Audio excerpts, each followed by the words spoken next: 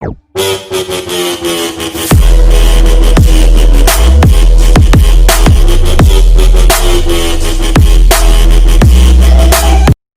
Guys, स्वागत है आपका हमारी इस नई वीडियो में। अगर आपको वीडियो अच्छी लगे तो please like, share and subscribe जरूर करना। मैं रोज़ आपके लिए ऐसे ही करंट अफेयर्स की वीडियो लाता रहूँगा, तो आप देखना मत भूलना। हम चलते हैं हमारे फर्स्ट क्वेश्चन की तरफ। तो हमारा पहला प्रश्न है, मानव तस्करी के खिलाफ विश्व दिवस किस तारीख को मनाया जाता है? इसका आंसर है ऑप्शन नंबर 2, 30 जुलाई। अब ये मानव तस्करी के खिलाफ विश्व दिवस क्यों मनाया जाता है? तो मानव तस्करी के शिकार लोगों की स्थिति के बारे में जागरूकता बढ़ाने और उनके अधिकारों को बढ़ावा देने और उनकी रक्षा करने के लिए प्रत्येक वर्ष 30 जुलाई को व्यक्तियों की तस्करी के खिलाफ विश्व दिवस मनाया जाता है, क्योंकि लोगों को जबरन शादी, भीख मांगने सहित विभिन्न शोषणकारी उद्देश्यों के लिए तस्करी की जा रही है। अब हम चलते हैं हमारे दूसरे प्रश्न की तरफ। हमारा दूसरा प्रश्न है, किस देश ने हाल ही में ऑपरेशन लीजेंड लॉन्च किया है? इसका आंसर है ऑप्शन नंबर 1, अमेरिका। तो ऑपरेशन लीजेंड अमेरिका का एक संघीय कानून प्रवर्तन ऑपरेशन है जो राष्ट्रपति डोनाल्ड ट्रंप के प्रशासन द्वारा शुरू किया गया है। ऑपरेशन का नाम 4 वर्षीय लेजेंड तालिफेरो के नाम पर रखा गया था, जिसे 29 जून 2020 को कैंसस सिटी, मिसौरी में गोली मारकर हत्या कर दी गई थी। तो अब हम आपको बताते हैं अमेरिका के बारे में। अमेरिका की कैपिटल है वाशिंगटन डीसी, इसकी करेंसी है यूनाइटेड स्टेट्स डॉलर और इसके प्रेसिडेंट है डोनाल्ड ट्रंप। अब हम चलते हैं हमारे तीसरे प्रश्न की तरफ। हमारा तीसरा प्रश्न है, कोविड-19 का मुकाबला करने के लिए हाल ही में एडीबी ने भारत को कितने मिलियन डॉलर के अनुदान की मंजूरी दी है?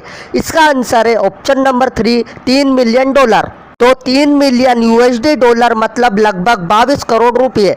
तो अभी कोविड-19 का मुकाबला करने के लिए हाल ही में एडीबी ने भारत को 3 मिलियन यूएसडी डॉलर का अनुदान देने की मंजूरी दी है। तो अब हम आपको बताते हैं एडीबी के बारे में। एडीबी का फुल फॉर्म है एशियन डेवलपमेंट बैंक। इसकी स्थापना हुई थी 19 सितंबर 1966 में। इसका हेडक्वार्टर है फिलीपींस के मंडालुयोंग में और इसके प्रेसिडेंट है मसात्सुगु असाकावा। अब हम चलते हैं हमारे चौथे प्रश्न की तरफ। हमारा चौथा प्रश्न है, किस राज्य के मुख्यमंत्री ने हाल ही में पहली हेलीकॉप्टर सेवा का शुभारंभ किया है? इसका आंसर है ऑप्शन नंबर 1, उत्तराखंड। तो पवन हंस लिमिटेड पीएचएल ने बुधवार 30 जुलाई को केंद्र सरकार की उड़ान योजना के तहत उत्तराखंड में देहरादून, नई टिहरी, श्रीनगर गौचर मार्ग पर पहली हेलीकॉप्टर सेवा शुरू की है। तो अब हम आपको बताते हैं उत्तराखंड के बारे में। उत्तराखंड की कैपिटल है देहरादून, इसके चीफ मिनिस्टर है त्रिवेंद्र सिंह रावत और इसकी गवर्नर है बेबी रानी मौर्य। अब हम चलते हैं हमारे पांचवें प्रश्न की तरफ। हमारा पांचवा प्रश्न है, किसने हाल ही में मेडिकल बेड आइसोलेशन सिस्टम आश्रय विकसित किया है? इसका आंसर है ऑप्शन नंबर 3, पुणे विश्वविद्यालय। तो अभी पुणे ने बीमारी के प्रसार को कम करके कोविड-19 का मुकाबला करने के लिए मेडिकल बेड आइसोलेशन सिस्टम आश्रय विकसित किया है। यह एक कम लागत पुनः प्रयोज्य समाधान है जो कि कोविड-19 रोगियों के लिए समुचित आइसोलेशन को बनाए रखने के लिए एक्सहेल के पास नकारात्मक दबाव बनाकर और एरोसेल को और अधिक फिल्टर और कीटाणु रहित करता है। अब हम चलते हैं हमारे छठे प्रश्न की तरफ। हमारा छठा प्रश्न है, किस राज्य सरकार ने हाल ही में रैपिड एंटीजन टेस्ट शुरू करने की घोषणा की है?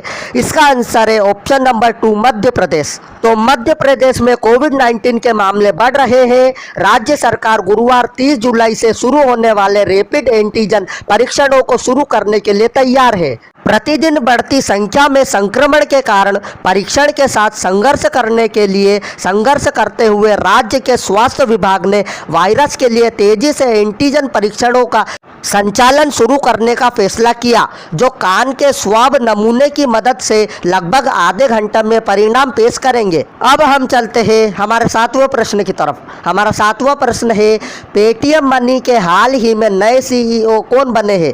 इसका आंसर है ऑप्शन नंबर 1, वरुण श्रीधर। तो ये है वरुण श्रीधर, ये पेटीएम मनी के हाल ही में नए सीईओ बने हैं। अब हम चलते हैं हमारे 8वें प्रश्न की तरफ। हमारा 8वां प्रश्न है, हाल ही में किस मंत्रालय का नाम बदलकर शिक्षा मंत्रालय रखा गया है?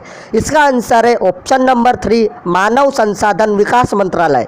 और अभी 34 साल बाद नई शिक्षा नीति 2020 भी जारी कर दी गई है। तो अभी तक हमारे एमएचआरडी मिनिस्टर थे रमेश पोखरियाल निशंक, पर अब एमएचआरडी को बदलकर शिक्षा मंत्रालय रख दिया गया है। मतलब ये जो रमेश पोखरियाल निशंक है ये अब हमारे शिक्षा मंत्री है। अब हम चलते हैं हमारे 9वें प्रश्न की तरफ। हमारा 9वां प्रश्न है, हाल ही में the Indian way strategies for an uncertain world नामक पुस्तक किसने लिखी है? इसका आंसर है ऑप्शन नंबर 1, एस जयशंकर।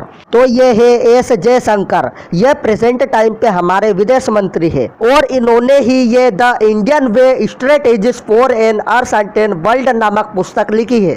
अब हम चलते हैं हमारे अंतिम प्रश्न की तरफ। हमारा अंतिम प्रश्न है, हाल ही में प्रधानमंत्री फसल बीमा योजना के तहत किस कंपनी द्वारा बहुत जरूरी है एक फसल बीमा अभियान शुरू किया गया है? इसका आंसर है ऑप्शन नंबर 2, भारती एक्सा। हमारी वीडियो यहीं पर समाप्त हो जाती है। मैं मिलता हूँ आपसे अगली वीडियो में।